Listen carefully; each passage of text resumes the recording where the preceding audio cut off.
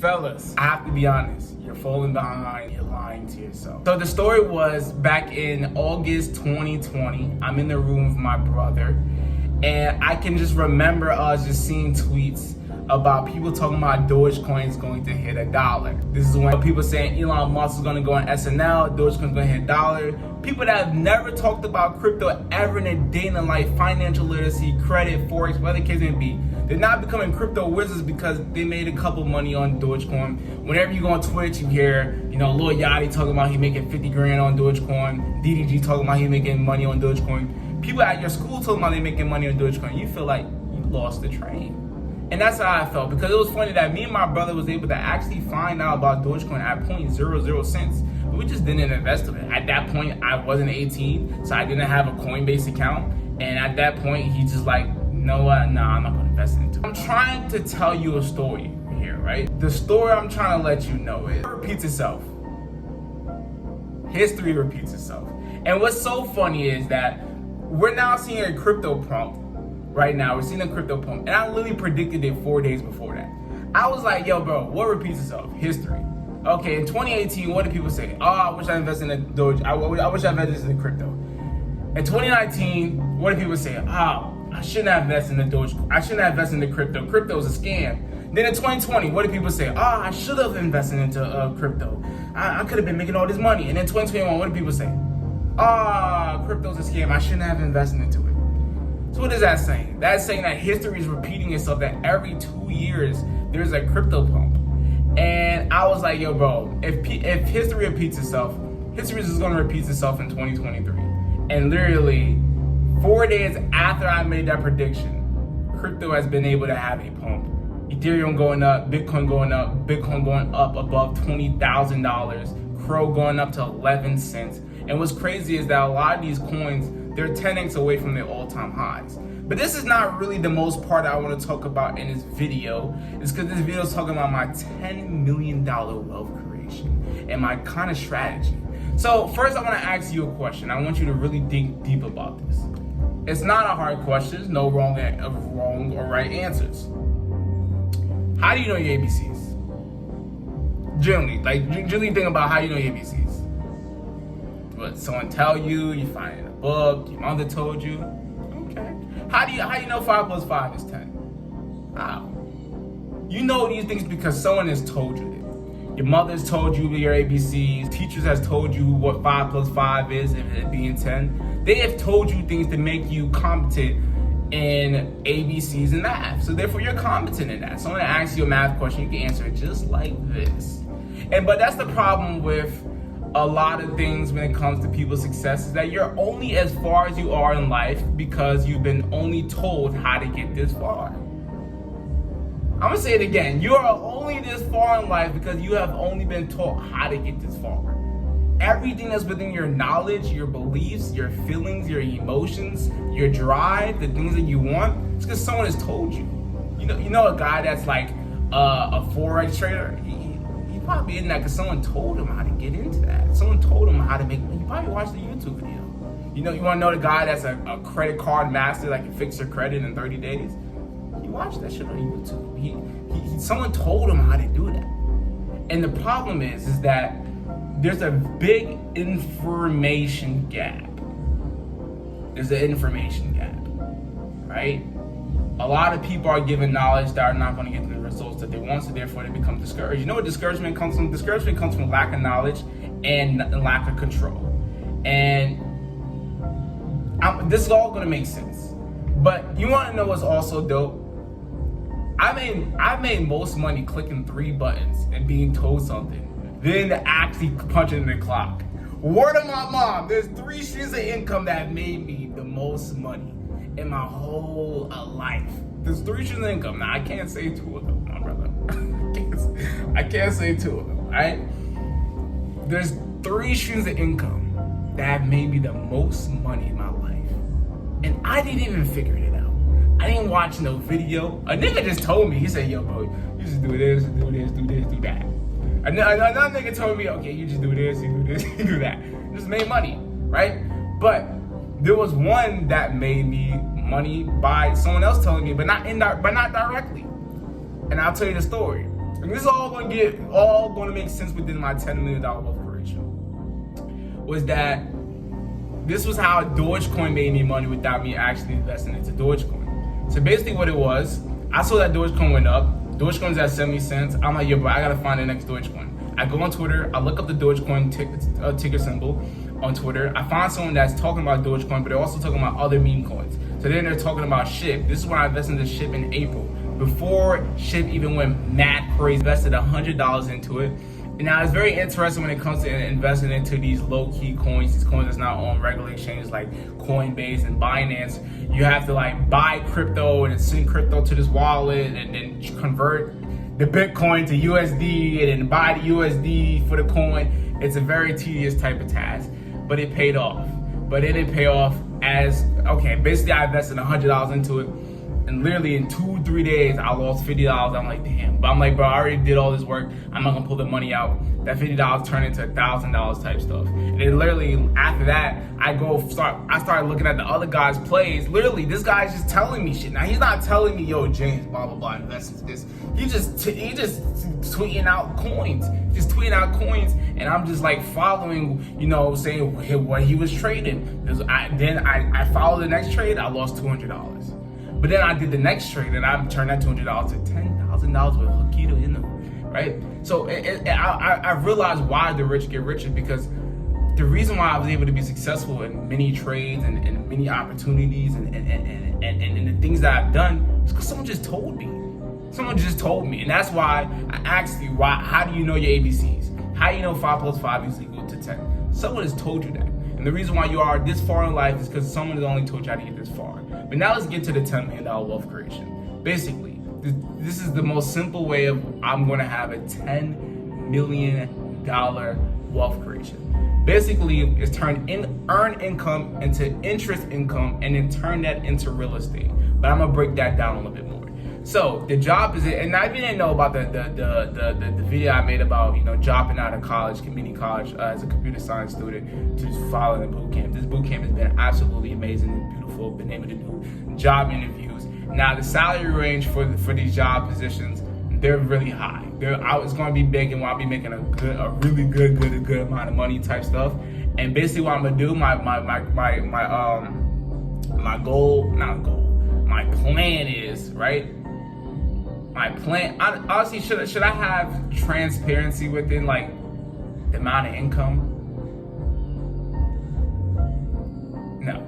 Okay, so basically, so basically I'll be making a good amount of money, and I'll be doing the 80-20 rule within crypto. I'll be investing 80% of my earned income after taxes into crypto, and then use about 20% within spending, going out to nice places, food, the regular spending, your bills and type stuff. But 80%, I'm putting that all into crypto, literally all into crypto. I'm a DCA. I'm not gonna try to time the market. I'm not gonna try to, I'm gonna wait until it gets red. I'm gonna wait until it drops down. I'm gonna wait until it dumps. No, I'm gonna just DCA all into crypto, because what repeats itself?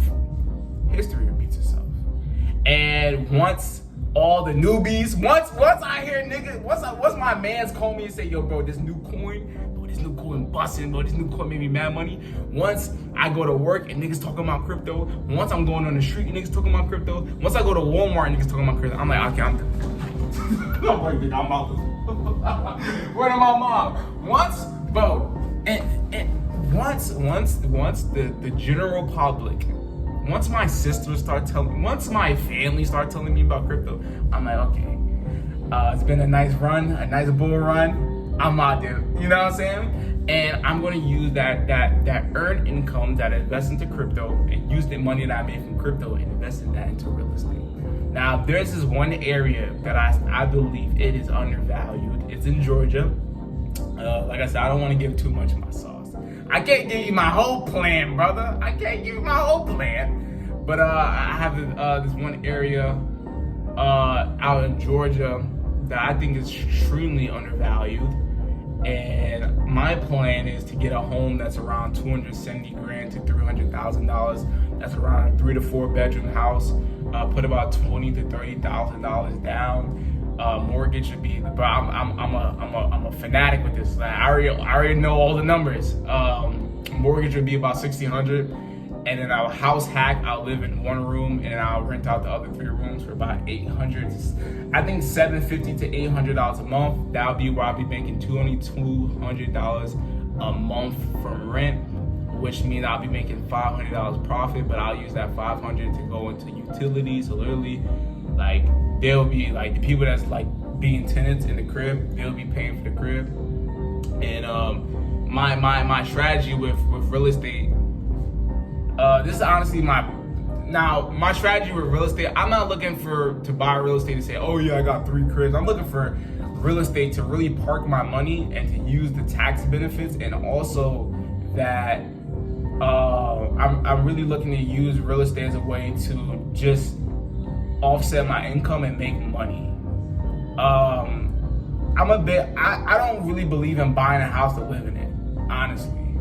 Now, buying a house to live in it is dope, but I like, okay, if I was to say this, like, this is kind of like my long-term like dream, or what I would say is like the beautiful outcome is like, I own a house, it's paid off, or I have tenants in it that's paying it off, and then I just go work remote. I just go, if I want to go to Thailand, I go to Thailand.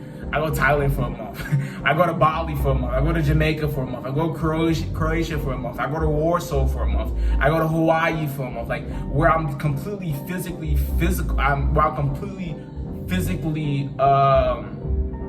fluid and being able to go wherever I want. I don't really believe in, buying a house and buying an extremely expensive car, and now I have to stay in that state, or now I have to stay in that city, and I'm just the only person paying for that mortgage. I'd rather just, like I said, go buy a house hack it, where the other tenants are paying for the mortgage, and then just literally travel where the hell I want. I don't really look forward to look, and just with like expensive cars, right? I think that expensive cars are dopes. Like, I'm a big car head. Like, I could, I know that, Scat Pack, Hellcat, Red Eye, Demon, C8, C7, 370Z, G35. Like, nigga, I'm a whole car fanatic. I know about all the cars.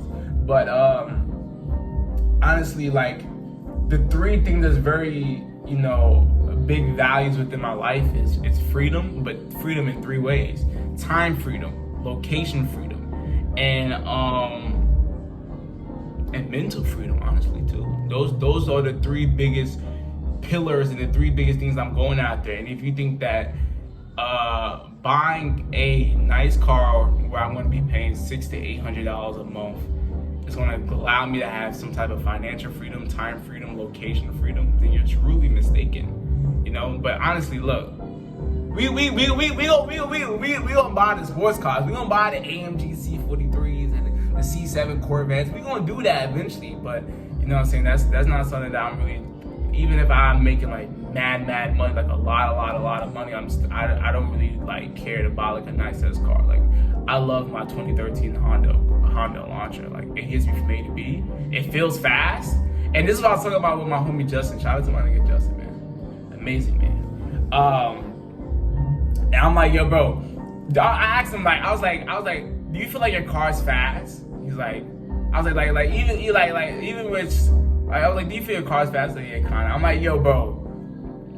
If my car's a 2013 Honda Elantra and it has 100 horsepower and this shit feels fast, imagine me driving a 1,000 horsepower Demon. I'm like, yo, nigga, that shit gonna be crazy. They don't worry about mom, but I'm a car head, but I know that freedom is something that I'm very big on. Like, if you say, even just like with clothes, you know what I'm saying? Like, but I told him, bro, like, all my shirts cost $12 to $13. All of my shirts cost $12 to $13. Like, my outfits be less than like $200.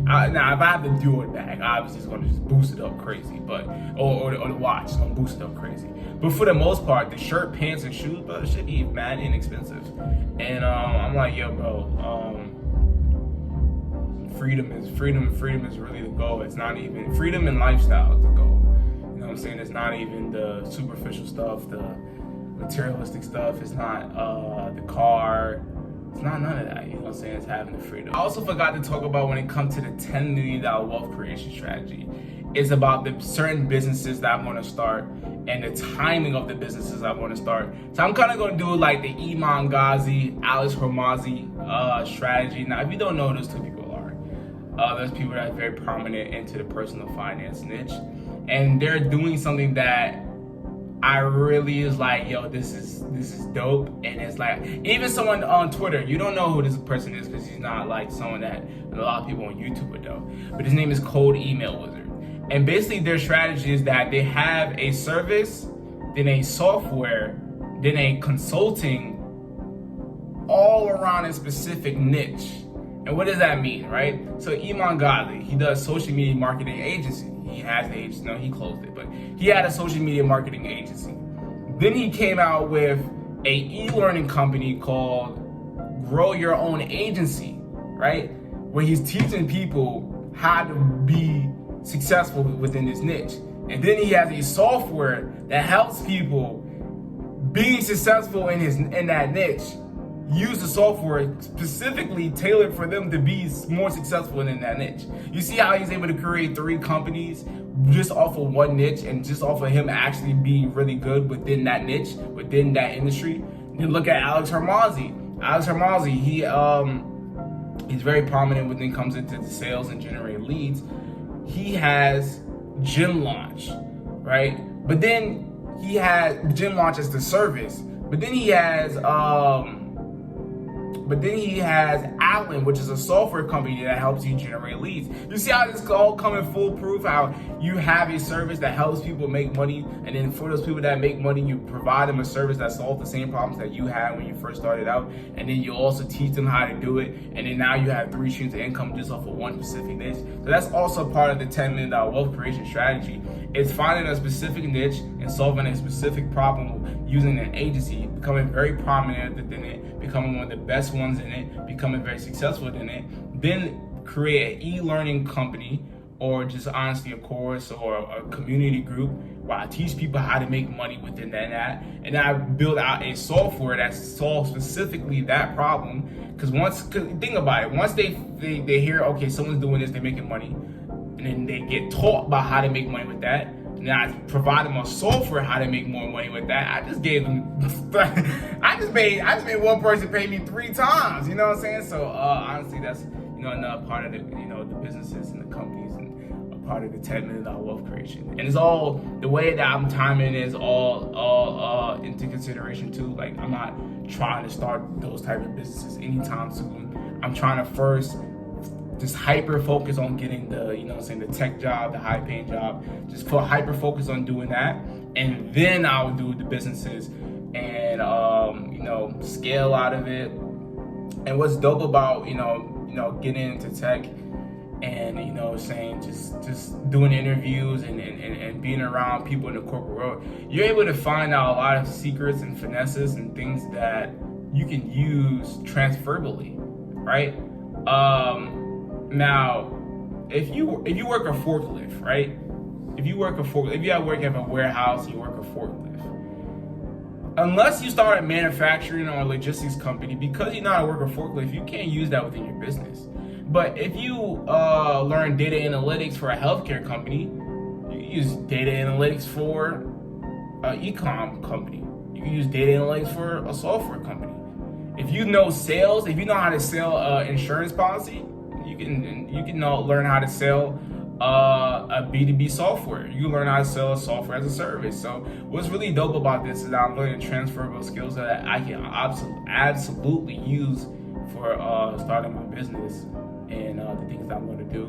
A lot of people within outside the corporate world, they think about doing things hard and doing things all alone and trying to figure it out all alone. But what I'm noticing a lot of companies, they like streamlining their processes. They like automation. They like delegation. They like outsourcing. And then I'm gonna use all the things that I learned within being a tech professional within my business to automate outreach. I'm about to start saying some geek shit. Automate outreach. Like y'all niggas don't even know what all that means. But yeah, just doing it where like a lot of things are automated, a lot of things are outsourced, and I'm able to scale the business and stuff like that. But If you don't know, my name is Vidal. Comedian like my name. Any woman that wants to get missing physical financial inspiration. If you want to do that, get a skip a culture. Use it wisely because you'll probably want to get a ticket. Hope y'all enjoyed the video, and I'm out. Gang.